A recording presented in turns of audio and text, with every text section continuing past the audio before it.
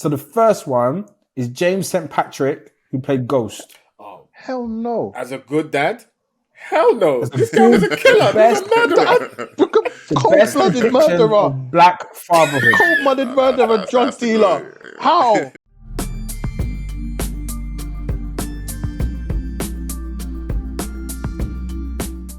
This is the Dope Black Dad podcast. My name is Marvyn Harrison, and today is a very, very dull day outside. But more importantly, it's a warm day in our hearts because we're joined by one of the founding members of Dope Black Dads, Babatunde. Babatunde, how are you, sir?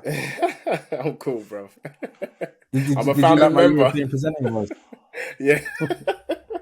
Man's trying to blow, bro. Don't leave me in the hood, fam. You're doing really well right now. Don't leave me in the hood, bro. I want to come with you. No, all I'm saying is that, you see, when you said founding member, I honestly thought you were going to say Marvin or Marion. I was just You're in a group where we made it, bro. No, I get it. Like, I was in the group chat for a long time, but real talk, because I don't really do too much within the group chat. I was just like, I was trying to make it act like you were an active, present, loving guy, but like you just shit on yourself. But it's true. You can't lie, bro. No, he's man's a founding member. This is the first time he's done anything for us in any context, in any way, shape, or form, other than take up space in a limited amount of people that can join a WhatsApp group in silence. So thank you for being honest. We appreciate it. Integrity is important here.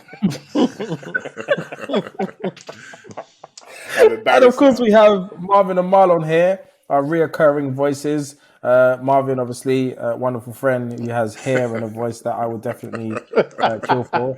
And then Marlon, who would love to be me, but unfortunately, his parties are too small and people don't remember him. So thankfully, I managed to maintain the legacy, and it's done really well for me, actually. I've done pretty good out of it. How have you done, Marlon? Really well. Why did I start? Like, I think I done well. I done really well. Like, really you know what? well. I'm not gonna lie, yeah, because you know when you think you're doing well, yeah, and then I went to go meet Marlon to go to Hampshire, and then I got in his car, and it's basically a spaceship. So I was like, oh, maybe I'm not doing well enough. Marlon, don't have it, man. He had a BMW spaceship, bro. I was like, yo. And the thing is, he started getting arrogant, so we were driving, yeah, and then like the sat nav was being interrupted by like I don't know, weather or news or whatever, and he started waving at the screen, and it started turning itself off. I was like, yo, what's this, bro? What feature is this? They don't have this in full focuses. What's going on? God bless the UK economy, yeah. Keeping me afloat during this pandemic. Do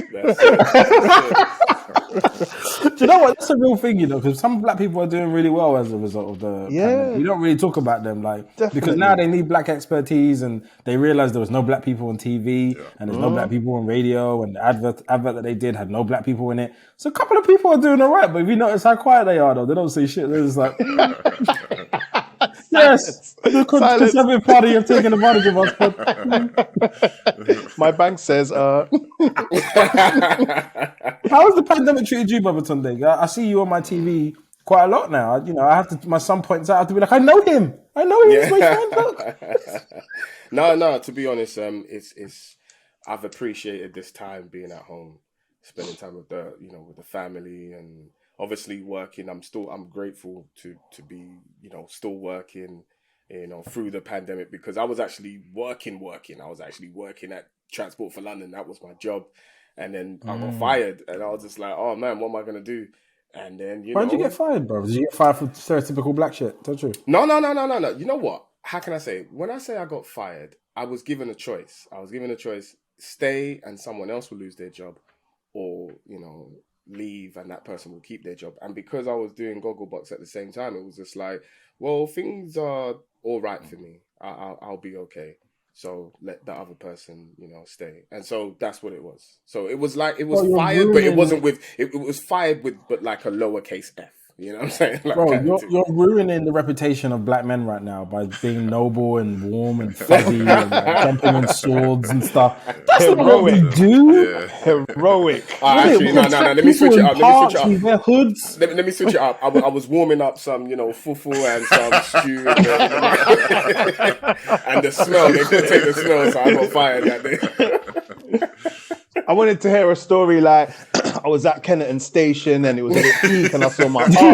I had to bring a Strally there and I got caught with it. And, you know, they gave me the ultimatum. Yeah. I don't want to say this too loudly, okay, because they start taking stuff away from us. But I think we're doing okay. We're doing all right. We're doing The all right, tide man. might be turning. I think we're the first generation that won't have to suffer heroic experiences. We will remember the taste of frictionless success to some degree. Absolutely. Versus, you know, I think our parents, the idea of my parents and my family's generation of even being on the TV. You have to understand, I grew up not even knowing that was possible. I felt it was like a like a village of people who just did stuff. They weren't really around us. They never like hung out with us, or, you know, we weren't invited in. It was someone over there in a protected wall that makes TV programs and they live in this chamber. I was like, I never knew that. And now look at us. It's just like most of my friends do something in an incredible realm, and that's just normal to me. My son's is going to be like, every time he likes someone on TV, I'll be like, oh yeah, I've met him. He's like starting to turn into a thing. So, you know, maybe we are in a good space. Do you feel that, Babatunde? I do, and I was having this discussion before because with a few other comedians, they were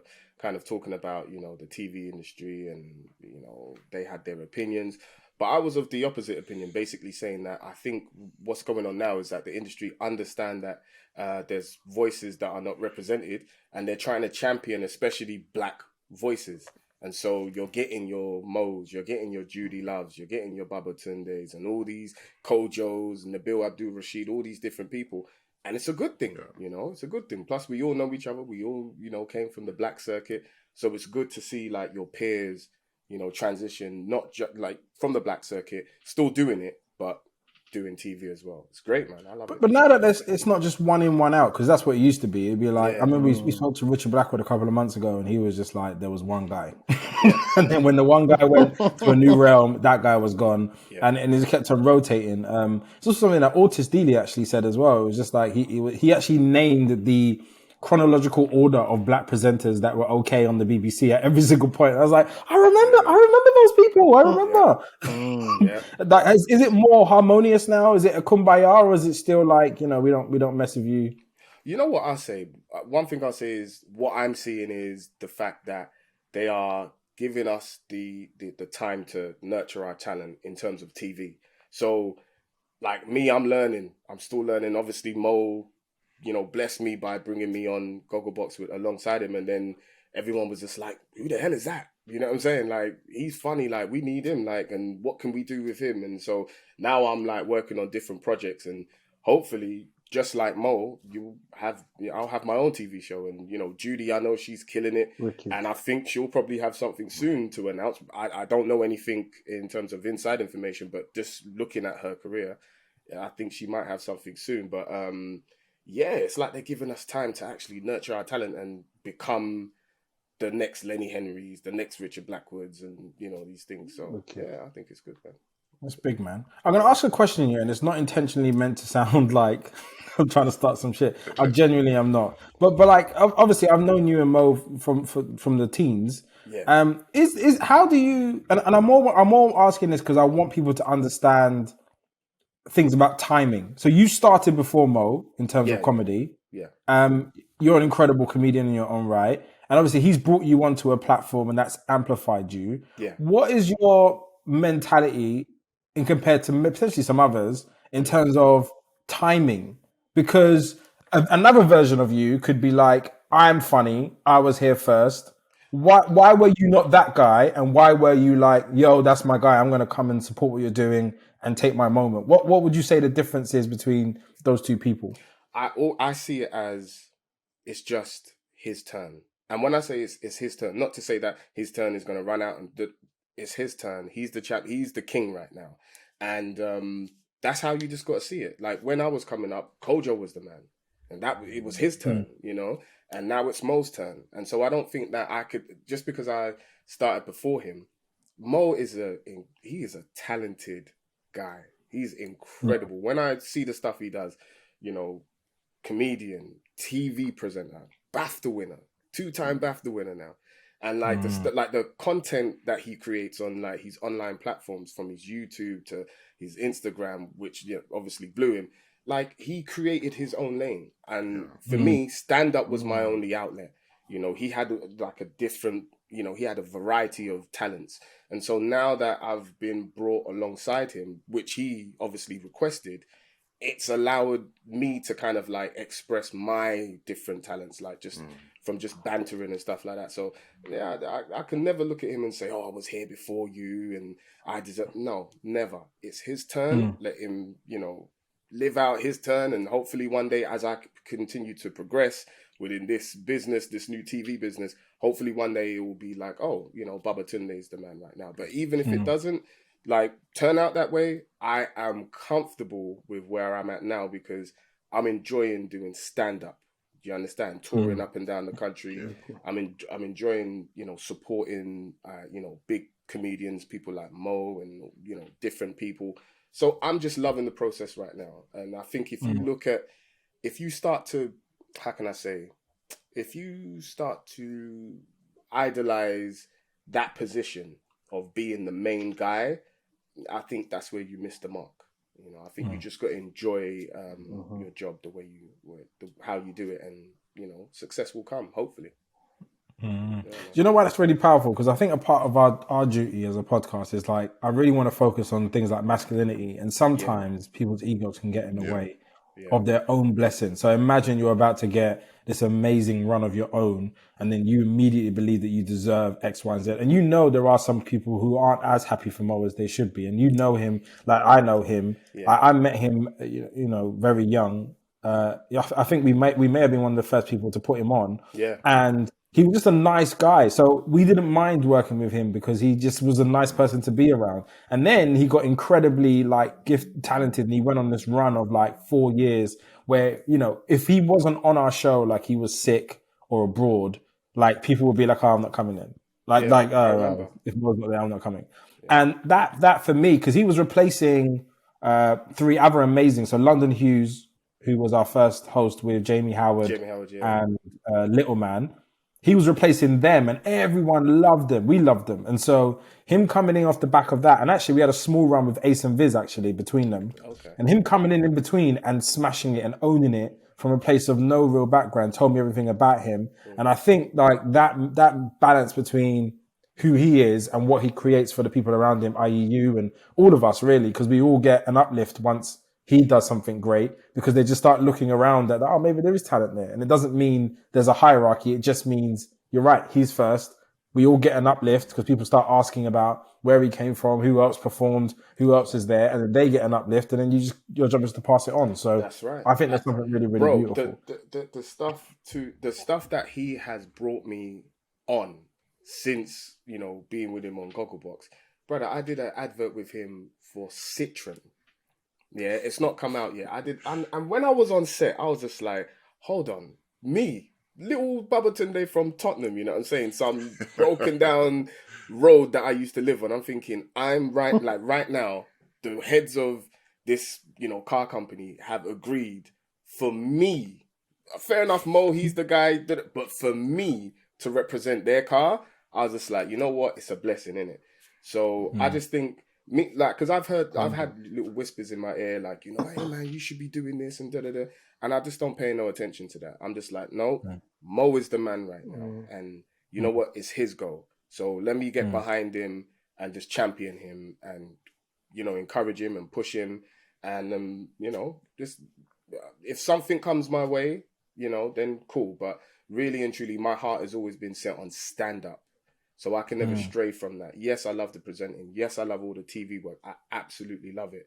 You know what I'm saying? I never ever say no to it. But stand-up is my first love. So let me fall in love with that. And because even if TV don't work, I have to go back to that anyway. So yeah, that's why I remain. So as we have a TV celebrity on, it's really important that, I wanted to talk about something connected. And so I am a huge fan of TV dads. It's really interesting actually. So I spoke about this idea about, learning from dads on TV and film as to what kind of father I wanted to be rather than my dad who taught me who I didn't want to be. And so I would look at Uncle Phil's and be like, oh, is that how he handles it? Oh, that's the teamwork he has with his wife. And so even some of the subconscious ways of co-parenting and how I interact with women comes from some of these really good examples. And so I have a list of 30 30 dads from TV and film. We have to narrow it down to first a 10 and then a top 10. It's a bit of work, okay? But we got 35 minutes. I believe in us. We're black men, and you just shown that you would fall on a sword for people. So I feel like we can achieve. You know, if Marlon just takes his ego away and doesn't think about himself being the third biggest tomorrow in London, we can achieve. So I'm gonna go through the long list, yeah. And as I go through the long list, if any of these resonate as an important top 10, say something, and then I'll record. And if we have too many, we have to kick some out. Okay. So first, it's the black dads of TV. Yeah. There's actually 20 of these. So the first one is James St. Patrick, who played Ghost. Oh, Hell no. as a good dad? Hell no. This guy was a killer. He was a murderer. Cold-blooded murderer. Of black fatherhood. Cold-blooded murderer, drug dealer. How? Yeah, drug dealer. Hi, mum. Adulterer. Hi, mum. Here's Is he not black? James St. Patrick, my friend. And he's a really good dad. Wait, didn't he hold a gun to his son's man. face while he was asleep? He's head of a gang and he buns man for fun. And his best friend buns man for fun. Yeah, no. Bruv, he held a gun to his son's face didn't and told him die to as wake well? up. Exactly. But he held a strap to his son's head.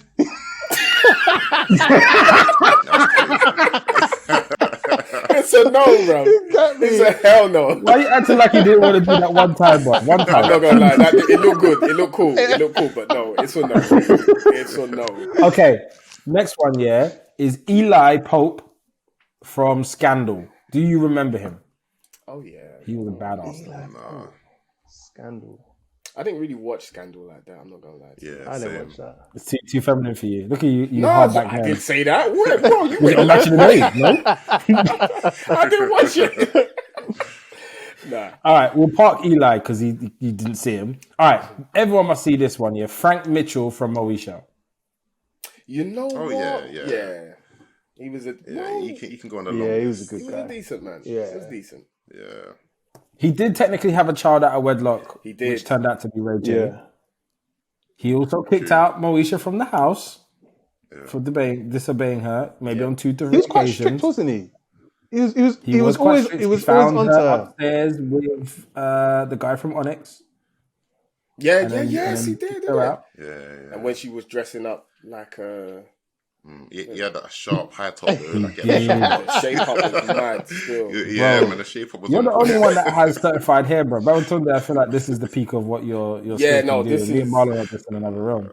I'm just probably going for the got all-in-one. 5 All-one. years with this right now.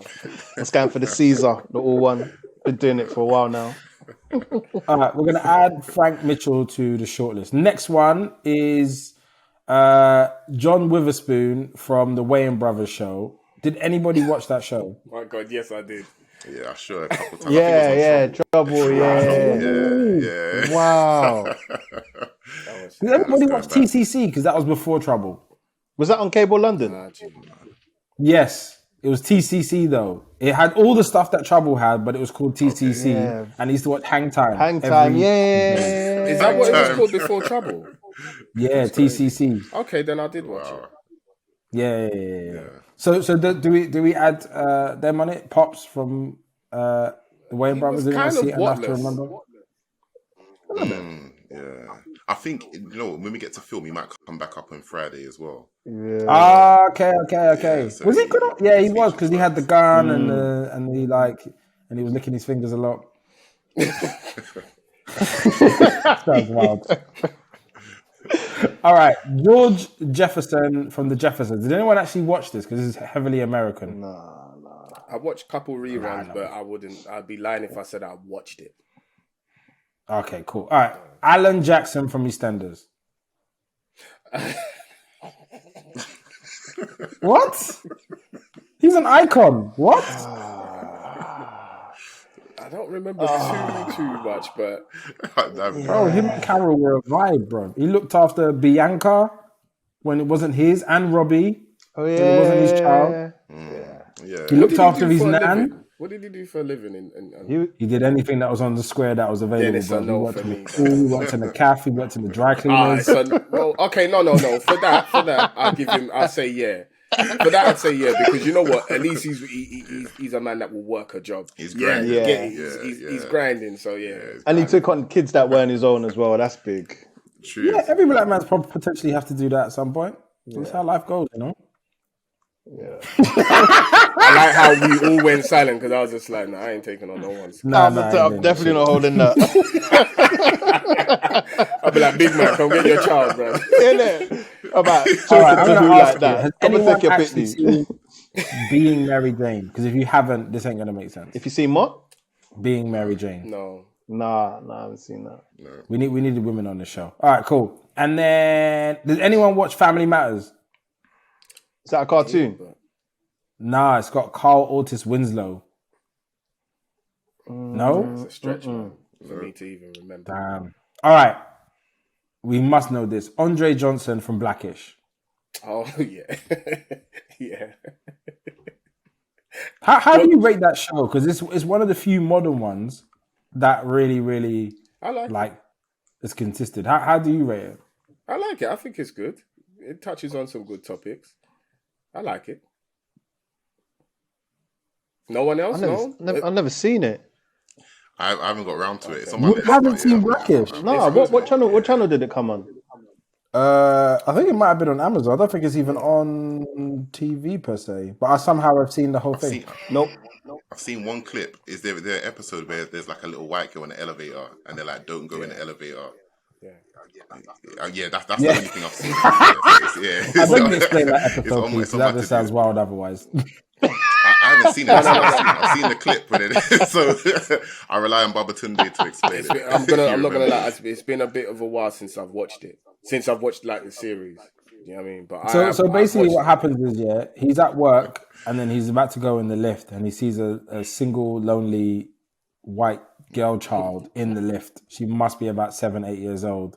And rather than ask where your parents are, or do you need help, he just stops, turns away, and walks away. And then he basically explains to his team that that's a setup, and I'm not dumb. I'm not going nowhere near any white child and try to touch her and coach her into safety.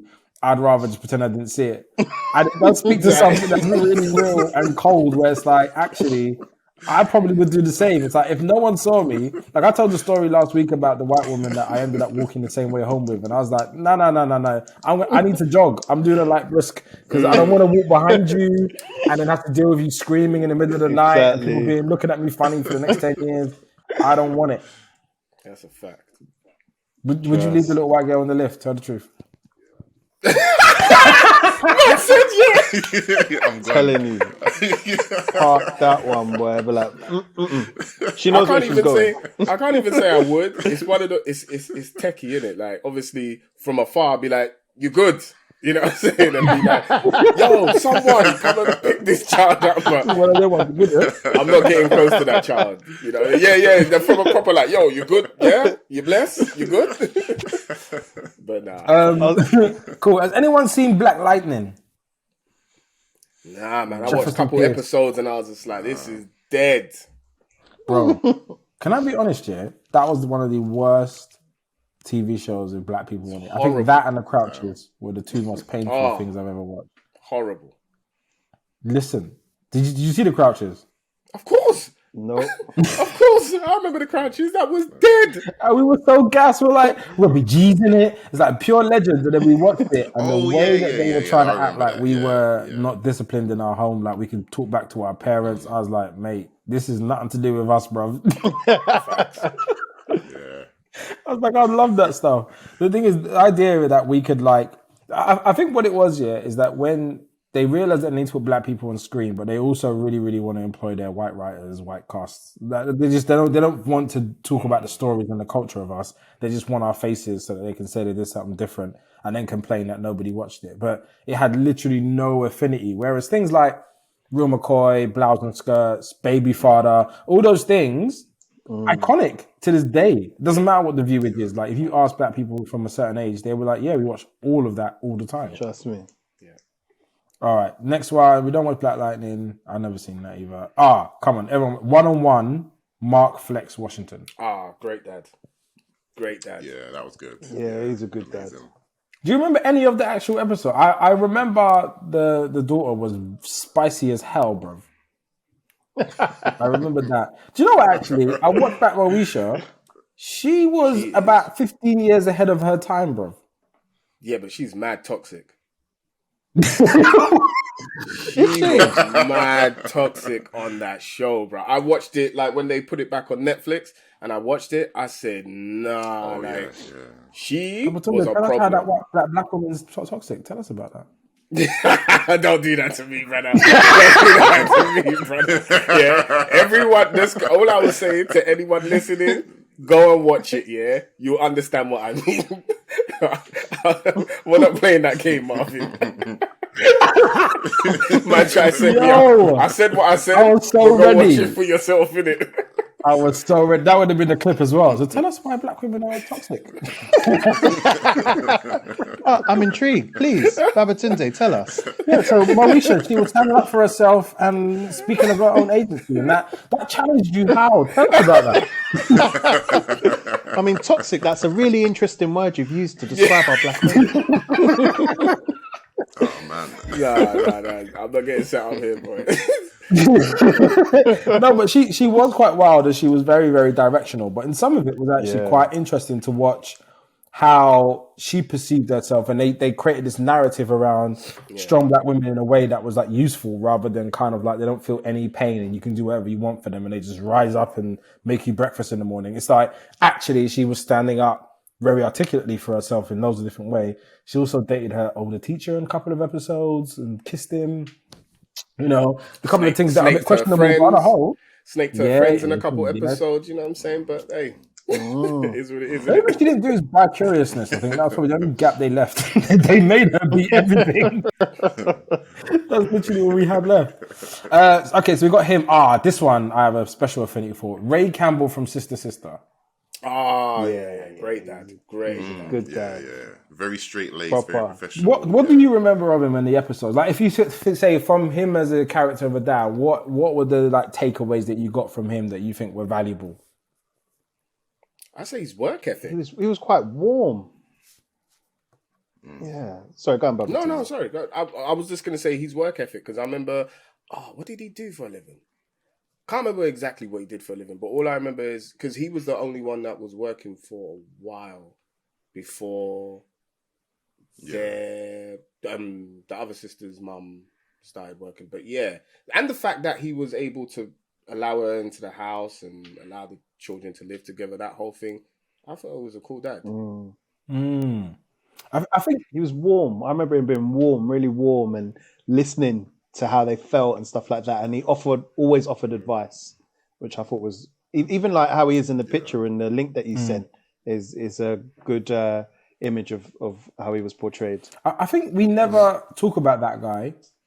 And really, when we talk about black men, we always talk about them in their extremities, but we don't really talk about just the guy. And I always see myself, I'm probably not just a guy, but I think I'm just a normal person that's like, you know, a person. I'm not extreme. I'm not super road. I'm not super intelligent. I'm just a person. And quite often it gets eroded from the conversation and you just make these like caricatures of black masculinity. But I like the idea of like liking classical music, having a business, you know, doing honorable things by people, you know, raising your daughter by yourself. Like it's just nice to see without the kind of like, because I always feel like it's a bit of an armor and we get used as a bit of a like, almost like a soundboard for the main story. So what they want to do is tell the story of a hard up mother and what they go through, and they still go to work and they get the job, which happens. But then in that, you just use the man as a tool to tell the story of a female-centered perspective of it.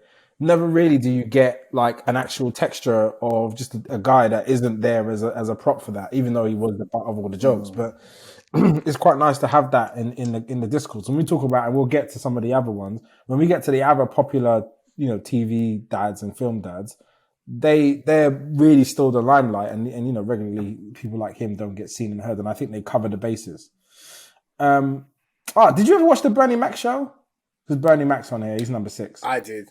Yes, I did. What was he like on that? I don't really remember. Bro, he was strict. He was just strict Bernie Mac. dad. always fighting these kids. He was exactly what he was when he did the routine on Kings of Comedy. Yeah, he was exactly that. Kings of Comedy. So yeah, strict and just hilarious. Typical African dad. Even though he's not African, but typical African dad. It's interesting that African American father can imitate an African dad in such clarity, because it is that it's that kind of strict, but it's not just strict from a senseless like do what I say rule. It's kind of like it's based in something. It's like a real clear idea of what you can and can't do to me as your parent guardian, and I think some of that's been lost anyway. Is he one of the greatest comedians of all time? Absolutely. Where would you rank him? Is he Mount Rushmore? Or is he just outside top 10? He's not Mount Rushmore for me, but he is top 10. But all right, how can I say this? He is laugh to your belly, can't take no more pain. Like, you know, when your stomach is finished, it's just like, all right, you've taken all the laughter out of me. He is that funny. Whereas like someone like a Dave Chappelle is intelligent, funny, will make you crack up and belly laugh. But Bernie Mac makes you like, you have to run out of the room. Because if he says one more thing, it's just like, okay, I'm finished. That's the laughter you get from him. Who is on your Mount Rushmore, by the way? Chris Rock, Dave Chappelle, Eddie,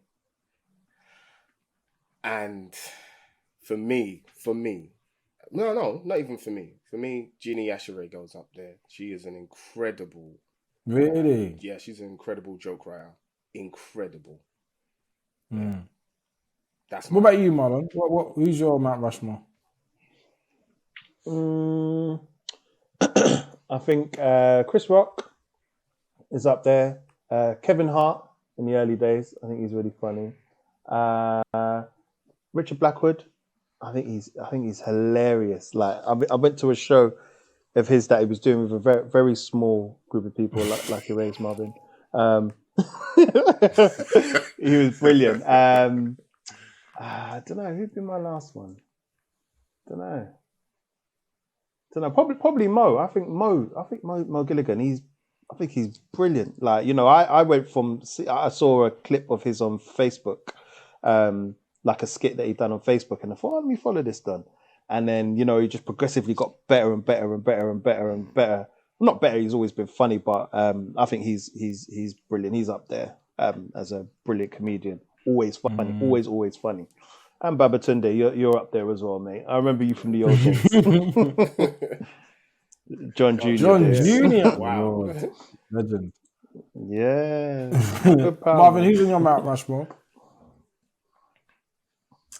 Some of the names already been mentioned. So yeah, definitely Dave Chappelle, Chris Rock. I like Cat Williams. He had a moment where he was funny. Like I was watching a clip today of when he was doing the intro to Rick Ross. He has that skit. That's amazing. I love that. That was that's exactly what. That was hilarious. And then Richard Pryor as well. I put him up there. And I've recently read his book, and he had a troubled life. Like if you knew some of the things that he went through, you know, raped as a child by a man, abused, grew up in a brothel. His parents, I think his dad was a pimp or something. Like you can see where his comedy came from in the sense where how challenged he was throughout his life, but he always rose to the top. And he was like what you were saying before about fatherhood. He was extreme.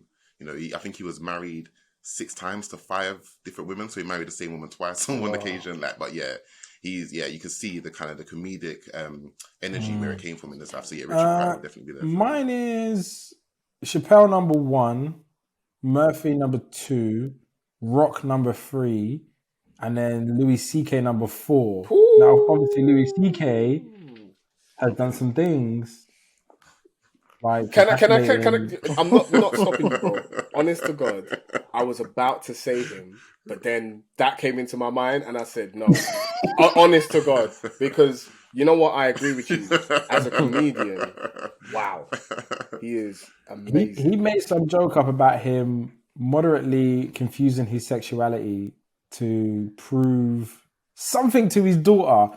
And I broke intellectually and in terms of humor, because another joke he did where he was like, Christians have won the religious wars, and he was like, do you want to know how you know? What year is it? And I was like, wow. And then I sat there and I was just like, these little things, these observations that he says, I don't think, for me, he was coming, it was going to be between him and Chappelle if he carried on his run, because I loved every special. I saw all of the monologues he did. I just really rated him. I will put Ricky Gervais actually at number 5 because I personally like that type of humor. But he hasn't done enough in the wider world. I have a question actually. I'll probably ask Babatunde. Why do you think many of the best comedians ever are black? What do you think that is? Is it our Mount Rushmore? I think that's most people's Mount Rushmore. Give and take, maybe George Carlin, Louis C.K., maybe Bill Burr a little bit in the top 10, but most of the top 10 is black men, right? I think that's probably amongst the people that you talk to. I think if you talk to people outside of that, not all the time, but you will find, especially if you go to America, you will find like, you know, George Carlin and up there and Bill Burr and then, you know, Louis C.K., probably not now, but yeah, definitely. Seinfeld. Yeah, Seinfeld. Oh my God, yeah, you'll find those guys up there, especially if you go America. But I mean, when I watch Seinfeld, it's not really my humor. George Carlin, the same thing. He's really just doing a monologue. He's not doing jokes. And I think he gets that respect because of his age and he's been doing it for so long. Because I've watched many George Carlin stuff and I'm like, okay. Like, you know what I'm saying? Like, I'm not busting up or anything, but yeah, man. Who's the? Even people like Dice Clay and those types of people, that era, not John Candy. What was the other guy? He passed away. I can't remember what his name is, but there was a whole generation of the like 90s late comedians that was super eccentric, the kind of Saturday Night Live crew, this Adam Sanders. Like, did any of those resonate with you or not really? Not really, man. It was different. Like when I found Eddie Murphy, that was it. It was just like, oh my God, this is me. That's the guy. And then Chris Rock. He's my favorite comedian. Chris Rock for me took it to another level. Like Bring the Pain. That is my favorite comedy special to this day. Nothing tops that. You know what I'm saying? So yeah, you know, the Seinfelds and like you said, some of the other comics, this didn't do it for me. They weren't talking to me. Yeah. What was you gonna say, Marlon? I can't remember the ginger guy, the Scottish guy. What's his name? Comedian. Frankie Boyle. Frankie Boyle. I think he's hilarious. Listen, he's got that I don't give a attitude. Yeah, like if you rock with that, I think he's hilarious. I think he seems to have gone quiet recently. Is that just me? Yeah, probably. His comedy is very. He just said something probably about the Queen or something, and it went. Yeah, that was his problem. So when he was doing that news show, I can't remember what it's called. Yeah, I know what you're talking about. Yeah, Mock the Week. Mock the Week. Yeah, they were cutting out a lot of his work, so he dropped it out. But he's hilarious. I think he's so funny, so funny. He's up there. All right, back to the list. So at number 5, we have Michael Kyle from Wife and Kids. Yo, he goes into the top 10. He's hilarious, bro. Yeah. Like, he would do anything just to prove his point. He would go out. he would go all out just to prove his point. So yeah, I like it. Stubborn. How much of that do you like resonate with like your style of parenting? Because I would say mine is a little bit of that with the ridiculousness and just being funny and silly in the house. And then like the disciplinarian of like a James Avery, Uncle Phil vibe. Yeah, that's probably I'm probably a bit slick as well sometimes, so a bit of Flex Washington. But other than that, that's pretty much the makeup. We haven't got to the list of it. We'll probably answer this in a bit. But when we get to the final list, it'd be good to have a think now about what makeup or parenting your style is as well. I think it'd be good to know. But yeah, we have to have Michael Carl. I think Wife and Kids. So there was like Cosby's, Fresh Prince, Gap, Wife and Kids. And then the rest of it is kind of like, you know, maybe not. I assume nobody watched Good Times because I don't think any of us are old enough to have watched it, and I think it's very US centric. What about Chris Julius from Everybody Hates Chris? Great dad. Yeah, great dad. Yeah. Tom Clancy's a bit problematic, but the character, the character was dope. I just like how he was with them. Problematic. Yeah. God. What would you say is problematic? Pardon? I think just the way he's related to us as a people overall, like having the platform he does, what he chooses to say, and the voices he chooses to shut out. When I can't remember exactly, I think it was something concerning Gabrielle Union, where he was kind of almost like denying that it had occurred. And I think when you have a platform like that, there's so much you can do to empower people, or say nothing. But when you choose to do the opposite and kind of bend to the will of the people writing your checks, then yeah, we're not going to like you. We're not going to say you're not invited to the cookout. Is he formally disinvited from the cookout? Around here, basically. We have to see what he does. I think Everybody Hates Chris. Oh, Euro what training. What he did in My Wife and Kids. Give him good standing. But I remember that episode. Yeah, Euro training. Yeah. Didn't he apologize for that? He needs to do a lot to redeem himself. Yeah. So we're still holding him. We're holding him at the door. Yeah. We're waiting to see if he knows someone in the cookout first. You know what I'm saying? Who's going to be your supervisor, bro? Yeah. The next one we have is at number 2. We did have no, this is number 2. So Randall Pearson from This Is Us. Have you seen This Is Us? Because I'm season 1 in. No, I've not watched that. No, I haven't seen that. Bro, I really should have asked questions about who I'm doing this with. That's an iconic TV show, by the way. But the thing is, basically, we'll do another episode to do the work that you should have done this week. That's the most black man shit ever. Like, no, let's do it again next week, man. It's cool, man. I'll read it this time. And the number 1 is Philip Banks, which I just assume must be. Come on. Yeah. There's no Bill Cosby on this TV list. Is that 100%. Is that fair? I think if you're talking TV dads, you have to include him, but we have to separate the man from the TV character. And so we have to call him Cliff Huxtable at all times. Yeah, because you can't deny at the time what that show represented for black people, both in America and the UK. Absolutely. And just in terms of cancel culture, because Babatunde is probably about 2 weeks from being cancelled anyway. Like, what? Please comment on black people. The second your show comes out, it'll be like, black women are, and I'll just put it out just in time as well with a banner. Toxicity. Imagine, and I've never said that, but that's what the title is. Black women are toxic with my face. I'll just change my number, bro. I'll be like, huh? But like, I don't do podcasts. No, sorry, no. How do you separate, a man who's created incredible art? And this also applies to like R. Kelly's. Yeah. I want to say Michael Jackson, but I have different questions than Michael Jackson, so I want to leave him alone.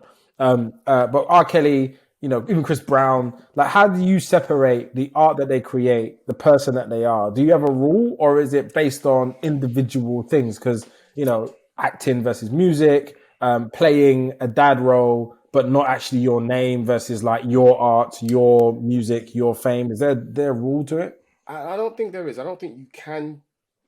How can I say? I don't think you can separate the two.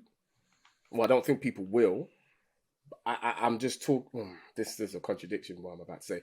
It's just that at the time of the Bill Cosby show or the Cosbys, it was so iconic. It was so iconic, and it was a massive, massive show. This is years, obviously, before we found out what my man was up to. But if you just talking about it, separating and talking about that show and who he was, what he represented, you've got to kind of include that character in the conversation. Yeah. Marlon? Is he definitely in? I think what was funny about what Babatunde was saying is what I think Dave Chappelle makes a joke about exactly that with Bill Cosby. Sorry, people need to watch it. I can't remember which special it is. Literally. Yeah. So I mean, but I completely agree. And I think what's problematic with people like R. Kelly is the content of his music. Because now it's like he was dropping clues about what he was up to throughout his songs. And I think that's what makes it so much harder to listen to, because Well, you know 50 that he was Cent, really, kills really about people, that and, life. And, you know, AJ other knocked him rappers out, kill but people and he sell meant that. drugs, and they talk about that. Like, where does the line of morality end?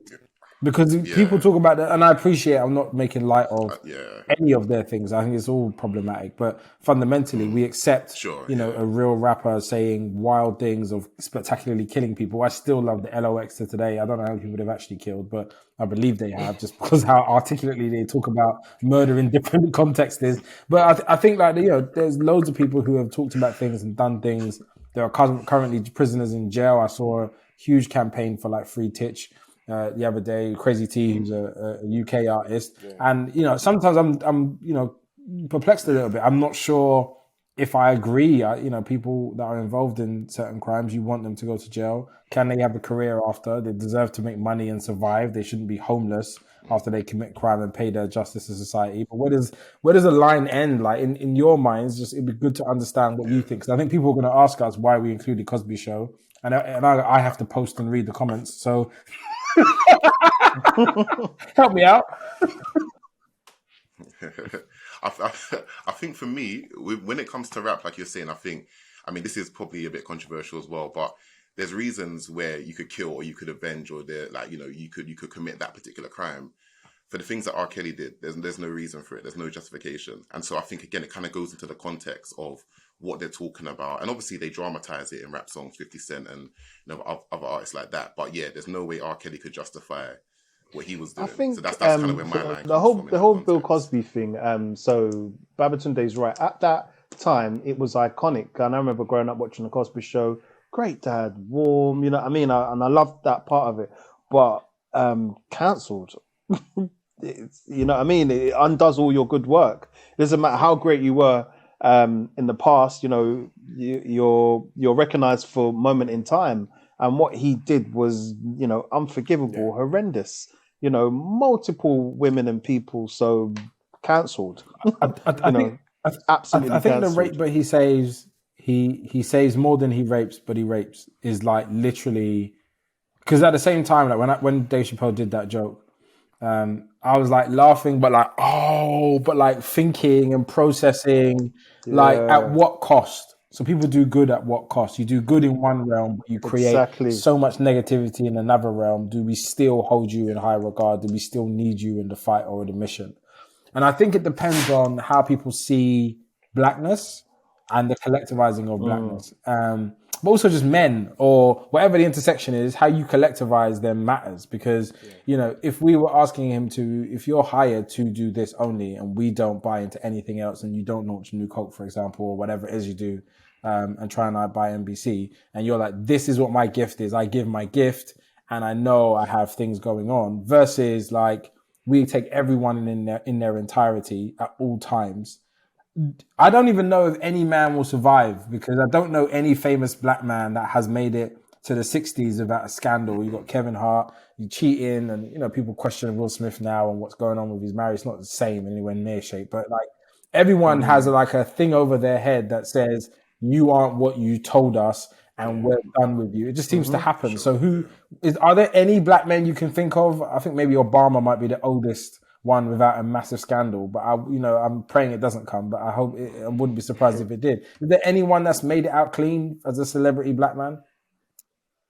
David Lammy, parts of people. I think a lot of black people don't like this David Lammy for multiple reasons. I'm not one of those people. I really do like him, but basically what happens is he's good. Because I really, really rate him. So when I check on what he's named when it's trending and stuff, there's always people who are like, he says some stuff about single mothers. He's not doing enough. He's not black enough. All these, just all this stuff, and I don't. That's not actually a credible reason to not like him. But the idea of like going through your career.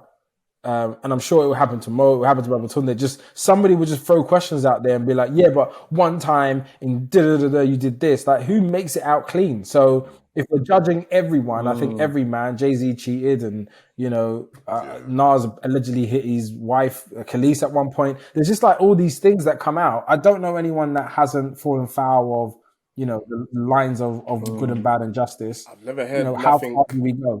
I've never heard nothing about the Wayne brothers, unless I'm out the loop. Yeah. They're the only ones that I can think of, honestly. They're the only ones I can And that's a real point. But I think that's another podcast for another day. But if you ever think of anything or anyone else that's made it, I got Obama and the Wayans brothers. That's all I got. Everybody else has questions. And so I think, when we talk about the art, I would love to know more. Right, we're going to quickly go into film. We're running out of time, so we have to move pretty quickly. So number 10, we have Furious Styles from Boys in the Hood. Yep. His gentrification scene, I didn't understand it at the time, but yikes. All right, so we got Furious Styles is in. Next up, we have Mr. Jones, who is Reese Witherspoon's from Friday. Yeah. Is he in? Yeah, definitely. Yeah, he's good. This one I'm not too sure about. This is Rod Tidwell from Jerry Maguire. So Mr. Basically, Cuba Gooding Jr., Show Me the Money. I don't think I've seen it.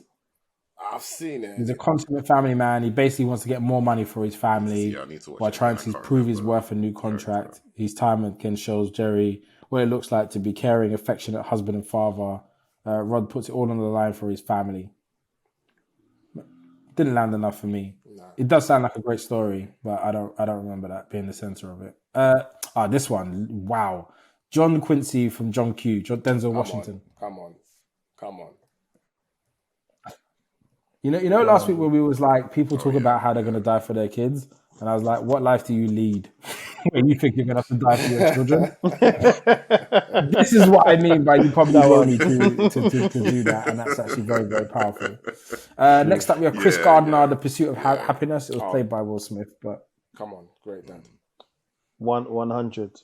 You know that bit, the $5, when he had to give the boss the $5 for... That still makes me angry to this day. Give it back. He needs it.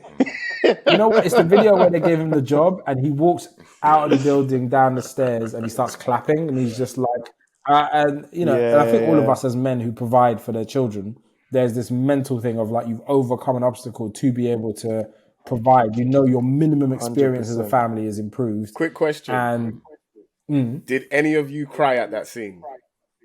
Yes. Okay. I cry rewatching it.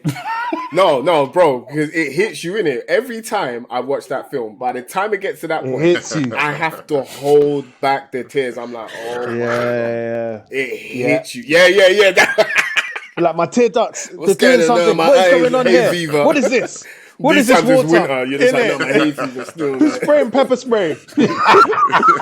No, who pepper sprayed my house?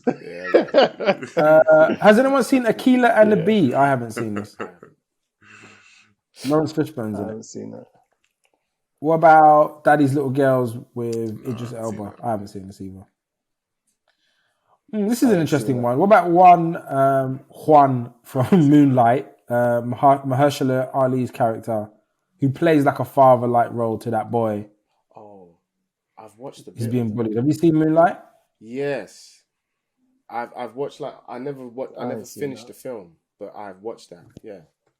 I'm going to put it in because two things happened. One, it made me incredibly happy that they humanized even drug dealers, because even people like that, they are human beings. They always make them out to be these money obsessed savages. And there's usually a bit more culture and a bit more depth. So actually the gangsters in my area, when I was growing up, really young, like under 8, they would never let you participate in the crime. They would give you money to go to the shop. They would tell you to stay out of the streets and all these kind of things. There was a high moral fabric. Only later on with this newer age where like it's a free-for-all, but there was always a moral fiber. And the second thing is that a man picking up a young boy off the streets and it not being sexualized or made wrong or weird is so important, because you can show up for young people in a powerful way without it making it sexual and weird. Or sort of confusing. It's like you see a little person running around the street, you see something in you in them, and you just want to give them a bit of a guidance. And he's like teaching them how to swim and stuff. Like that's not, that's not even normal black people stuff. So it's really, really powerful to see it. So I'll add one Mahershala from Moonlight. And the last one, as we're really, really running out of time, is you don't know Maverick Carter from The Hate U Give. So The Hate U Give is basically a dad. He comes out of jail and he drills into his children. And his daughter, he's like best friend is a police officer. His daughter witnesses a murder of her best friend at a traffic stop, and he's like coaching these children through how to negotiate with police and the streets. And then he ends up being back and forth with the local gangster or whatever. And the way he stands really powerfully for them is like really inspirational. If you haven't seen that film, we don't even need to add him, but please go watch The Hate You Give. Maverick Carter. It's a beautiful film and a great depiction of masculinity. If you haven't seen it, so we have our long list. Let's go through it real quick, and we're gonna try and make a 10 out of this. Yeah. So. And also, if any of these definitely don't make it, just say as well, and we'll scrub them off. So Frank Mitchell, Moesha, Alan Jackson, EastEnders.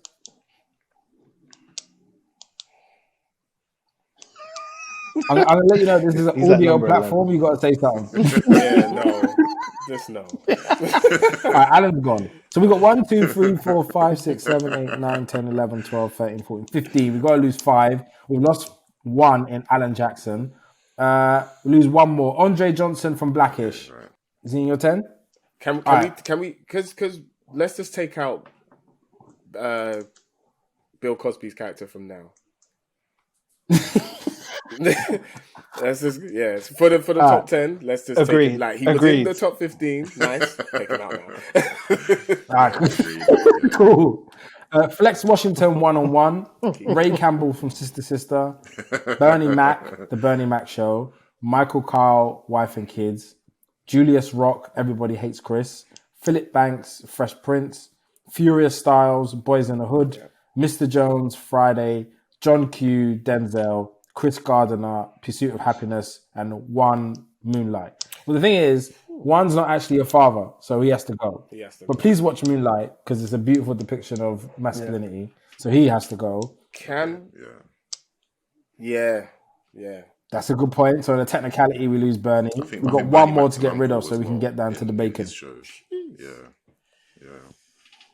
So Mr. Jones Friday for me at the moment is the weakest one because John Q Denzel is superhero, Chris Gardner superhero, Furious Styles Boys in the Hood superhero, Philip Banks untouchable, Julius Rock untouchable, Michael Kyle untouchable, Ray Campbell, Flex Washington is probably the other weakest only because the show wasn't as iconic, but he was a good dad and he raised a child by himself. Andre Johnson is iconic to me, and then Frank Mitchell. So I would say it's between Mr. Jones and Flex Washington from 1-on-1. All right. Flex never really taught his daughter that much. He never really gave her like life lessons, from my recollection. You're too busy doing specials. Yeah. Whereas in Friday, there's that iconic, you got to fight with these, with your fist rather than the gun. And just for that, I have to give him that. Yeah. So I'm with you. All right. So we're going to work number 1 because I feel like we have a really strong idea of who the number 1 is. Mine would always be Philip Banks. But because we're doing film as well. Actually, no. Sorry. I was about to say Philip was an uncle, but luckily he had his own children there as well. So I panicked there for a second. Yeah. So my number 1 would be Philip Banks, but the only caveat to that is Chris Gardner, John Q, and Furious Styles from a film perspective were very iconic. But I would say Philip Banks, taking in children of your own, lawyer. He's co-parenting with both Aunt Vivs. The lessons, the practical lessons, like have you seen the one where it says like break out Lucille, and he's like, that is and the way he's stuck super next level. Well. Is there any competition to him? Yeah. Ooh. And I was saying, and the way the way he's stuck in Will's dad as well. So the fact that you was an uncle. So number 2 for me, John Q, Furious Styles, Michael Kyle from Wife and Kids, Phil Mitchell maybe. Moesha, Chris Gardner, Pursuit of Happiness. It's Chris Gardner for me. Yeah. He went ham for his son. Remember when he was in the toilet? He had to sleep in the toilet. He was crying. Was trying to get him. Big. How do you feel? Babatunde Crying, Marvin? yeah. I wouldn't be mad at that. I have attachment to Furious because, no. He didn't try and sacrifice himself for his own children. So Yeah. I'll give the John Q. So in that, then it's like John Q, Yeah. Furious Styles, or Chris Gardner. Oh, this is hard. Because John Q, you're basically going to jail. I think he didn't go to jail in the end. They took empathy on him. But that was big. Yeah. John Q? I'd be in agreement with that. I'm thinking maybe John Q. Yeah. Because especially linked to what you were saying last week about this is when you die. What life do you need to live to die for your kids? Oh, there's So one. then 3 and 4 would be between Furious Styles and Chris Gardner. Or you can add Michael Kyle, wife and kids, if you really felt he was the one. Or Julius Rock. I'd put Chris Gardner and then I'd put Furious. Me personally. Yeah? Me personally. Anyone else? Okay. I agree with that. Yeah, I'd Furious Styles. Amazing. It's just the gentrification speech is the whole thing for me. Right, and so then we have Julius Rock from Everyone Hates Chris, Michael Kyle from Wife and Kids, Andre Johnson, Blackish, Frank Mitchell, Moesha, Mr. Jones from Friday.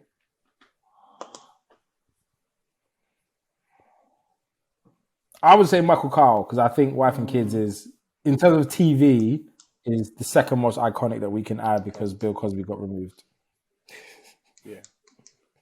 Yeah? Yeah. Sure. And I like his character. He's like a joker as well. Like you can actually have fun. Yeah. You know what I mean? It's not everyday serious, and you can gun your kids. Yeah. And don't break. 1 second. Don't break them Someone's banging my door emotionally. at You the know what I mean? police and they're either going to get a headlock or it's a gift. Give me 1 sec. Don't get rushed on camera after that big chat. And we have to sit here and watch him get rushed. Fight back! They're like, help! Leave him! Stop! Marvin! Bro, you wouldn't even scream for me, bro. You'd be just like, oh, shit, that's mad, fam. Pop it over here. Everyone duck. Oh, record it! Bob and weave, All right, so Mark. Michael Kyle is number 5. Then we got Julius Rock, Mr. Jones from Friday, Andre Johnson, Ray Campbell, Frank Mitchell. Yeah. Yeah? Yeah. Yeah, I'd say maybe Julius. I'm He telling you. knows the financial burden was high as hell. Yeah, you calculate 19 cents a everything. bacon. with the use the coupons, the vouchers. Yeah. All right, Mr. Jones from Friday, Andre Johnson from Blackish, Frank Mitchell from Moesha. Yeah. He was vibes, man. Yeah. And him, the way he used to hang out with D and doing foot rubs and doing the cat purrs and all that, I was like, I slightly want that in my older years, bro. If I'm 40 and my wife ain't purring at me, I went out. And then, so we got Ray Campbell, Andre Johnson, and Mr. Jones from Friday. I would put Ray. Yeah. Sister, yeah. Yeah, I was going to say Ray as well.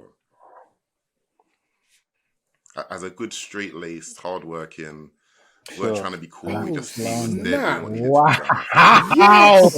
He's like a black man. Yes. Man lit off Ray, you know. It's facts, And though. the last 2, Andre Johnson from Blackish, Mr. Jones from Friday. It's a toss-up, boy. Heads or tails, boy. Literally between Let's do the one from Friday because I think the whole lesson at the end and parenting Ice Cube must have been very difficult, and I think the whole gun thing, usual was big. Yeah. Andre Johnson, I do think is great, but maybe not enough time has gone through where we understand the power of that show. It's just not really our era. We were already probably dads by the time that came out, to be honest. So just to run down for everybody else, at number 10, we have Andre from Blackish. At number 9, we have Friday, Mr. Jones. At 8, we have Ray Campbell, Sister. 7, we have Frank Mitchell, Moesha. 6, we have Julius Rock from Everybody Hates Chris. Number 5, we have Michael Kyle from My Wife and Kids. 4, We're Furious Style, Boys in the Hood. 3, Chris Gardner, Pursuit of Happiness. 2, John Q, from John Q. And number 1, Uncle Phil, the Supremo Dad. And just to close, first of all, are you happy with that list? Is there anyone that you've missed that you feel like should have been from any wider world? Or I mean, I would say what, Baby Ving Rhames Boy. having sex in the You know middle the of the thing in stepdad front from of his Baby Boy, child? but What? he's a stepdad. Ooh, I got a good one. Yeah, but he patterned his son. Oh, How did we miss that? How did we miss Desmond? Oh yeah. Does he replace anybody? And because he's English, I think we should Desmond's pick a one of the great Yanks dad. That's a out. big one. Should we just replace him with the guy from Blackish? 'Cause Yeah, I can't. Let's do it. Desmond, man. Yeah. Yeah, definitely. That doesn't mean anything. It's a small Yeah. And parish he's in Guyanese Jamaica. as No one well. thinks too much about it. But I felt like he was my dad. I don't know why. Really? He felt like everyone's dad because he was the only black dad on TV at that time. You know what I mean? So, Yeah. Yeah. No, we have to give it to him. Man. Trust me. Yeah. But he was like everyone in my family. He resembled everyone in my family. Yeah, You know back what in I the day mean? when barbers were when you went to old. the barber shop, it was like you that. know what I mean? Yeah. You know? I remember them times. Now your barber's Old, like 22. yeah, exactly. He's got Yeah, like old. Nikes on that cost more than yours. Just like what? 9 slits in his head. On his Sliders. Yeah. And your haircut's like £50. I just want to board it. I don't understand. I haven't been to a black barber in about 7-8 years. So Turkish barbers. Okay. Bro, live the dream, bro, man. They do massages, wet towels. They put all sorts of stuff. They go to town. Have you thought about the kind of dads, like which one of these dads make up your approach to parenting out of all of the ones that we put in that short list? I'll quickly just say mine are, I reckon Uncle Phil in terms of like line drawing, and discipline. I would say Frank Mitchell, because I always think I know better, and it's like a little bit my house. No, it's actually a lie. It's not really my house, my rules, because anyone that is actually married or has children knows that doesn't really last very long. Furious Styles, because I think I have a lesson in everything. I think I'm a coach for sure. I would say those two, but then I'll say Michael Kyle, because I think I'm hilarious as well. My children genuinely think I'm silly when I'm actually being serious. They think it's a joke. So that's not very useful, but you know, those are my 3. What about you guys? I think me, Jensen, Patrick, when they violate. No, I'm joking. Strap on the face. It's 6. I said, get up. I think for me is definitely Michael Carr for the how jovial he is, and then the discipline is Uncle Phil. I mean, my parenting is very black and white. We have fun. You be disciplined. What about you, Babatunde? No in between. Definitely Michael Kyle. I think yeah. Very silly at home, especially the relationship that he had with his wife. Me and my wife are exactly the same. Like my son, whatever my son says, it just sounds like he's singing a song. So I just take the piss out of him all the time. You know what I'm saying? And he does the same to me. So I know we're gonna have that relationship. And furious, 100%. I'm very much like him, because Furious also was very strict as well.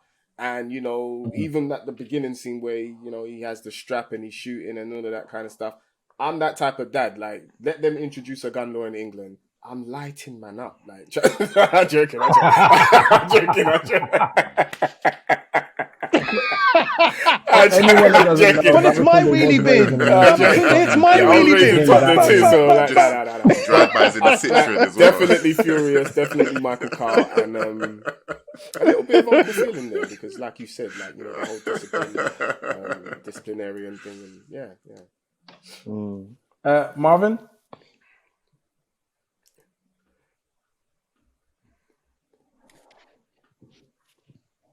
Yeah, no, exactly the same as Babatunde. It was going to be Uncle Phil, Michael Carl, and Furious. Because I think Michael Carl's kind of like the funny but serious lessons, and Furious was like the serious lessons. So I think you do need a balance. And I like the way that Furious tried to represent racism, gentrification, bigger picture. And I can't wait till my son gets to that age when I can say they're against us. Let's navigate this. But for now, it's just, you have to to lessen the lessons a little That's bit, dope, and you know, man. just teach. Now, them look, the general guys, thank way. you But so yeah, we much. know I there's really actually appreciate it, man. I subtext to think it. we've So, achieved something yeah, here definitely today. Uncle We Phil, have Furious, really, because even this list, Marlon. I've done this list a couple of times on Instagram, and it's never actually been in this order, and never really included all of these different people in it. So I think it's like the film part, I think really put a spin on it. But I do think like we do need, like you think about the balance, the areas and how we kind of learn how to be fathers or learn how to be men. Like if you don't have a positive version in your house, it's still a little bit of a gap between what you don't want in your house versus what you do want. It's a different fuel. And so just seeing flickers of different ways of parenting, male parenting specifically, is really, really powerful. And I think actually if people haven't seen some of these guys in action, like it's worthy of going away and looking at some of the clips on YouTube, because there's great lessons in just how to deal with different things. I think about Michael Carl when Junior says that he's having a baby, and like they don't go through all this stuff to try and separate them and like, you know, manage it. And actually, the best thing was just to lead them to it and love them. And, you know, it's just all these little lessons that can happen in your family. And even it's usually the people that think that the shit don't stink, excuse my language, that end up with dealing with some of these things the most, because they try so hard to avoid it that they push people into these types of environments. And so for me, I won't judge my kids no matter what. They're just going to go through stuff. And when they go through it on their own, I will be there to coach them through those things. That's my method, but I think everyone has their own, but there's enough here for you to see. Anyway, guys, thank you so much. I really appreciate it. We actually ran over, but who cares, because it's only us talking and none of us have jobs or anything meaningful to do, clearly. So thank you. I really appreciate it. Babatunde, thank you so much for joining us. I very much appreciate you, even though you don't speak into the group. You may not even be in it anymore. I don't even know. No, I haven't am. checked in a while. Yeah, you're still in there, yeah? I'm still in there. I watch, but it's just that I feel like if I say something, I'm just gonna get overwhelmed with I don't know opinions. So I just kind of keep out of it, which I shouldn't. It's hard when you're famous, bro. It's hard. It's like Nah, bro. Trust me, I got time. That's man. the narrative. That's the other clip that we're gonna put up. It's so hard when you're famous and you're too famous to comment on a group full of men who are all doing amazing things themselves. But your fame is. I do want to say this quick plug, if you guys don't mind. But you know, I've got a podcast coming out called Mission Imagination, and basically the short story is me and my wife, we were searching for some books. We didn't know, you know, what books to get where we're going to see any representation of, like, you know, some black faces and stuff like that. And my wife happened to find a book by a company called The Good Book for Children. And basically, you know, all the characters, they're biblical characters, but they're all, you know, black. And the first time my son saw it, it was just, oh, he looks just like me. She just looks like me and stuff like that. And so I got approached by Puffin Books, which is, you know, a branch of Penguin Books. And they're doing the exact same thing, you know. So it's like a passion project. We're championing diverse voices, you know, across the UK. And they're also working with Lit in Colour, which are supplying books to schools with the same, you know, the same kind of mindset, like let's champion like diverse voices. So I'll be on Puffin, I'll be on the podcast, which is called Mission Imagination, talking to like different authors and talking to kids and, like, you know, taking them on like an imagination journey. So, you know, if you got little children, you know, please do let them listen. It's going to come out in the summertime every Wednesday. And trust me, it's going to be good, man. So, but I'm so thankful for you guys even inviting me on to Dope Black Dad, you know what I'm saying? Marvin, obviously you're my mentor. So, you know, the love is there. I appreciate you, bro. Thank you, brother. I appreciate it, man. Guys, thank you so much. We had another amazing episode. And, you know, I feel like we've been to a bit of a swing at the moment, little vibes. So I really appreciate it. Make sure you check out the podcast wherever you get your podcast. Babatunde, Marvin and Marlon. We appreciate you and salute you. Thank you. Wicked.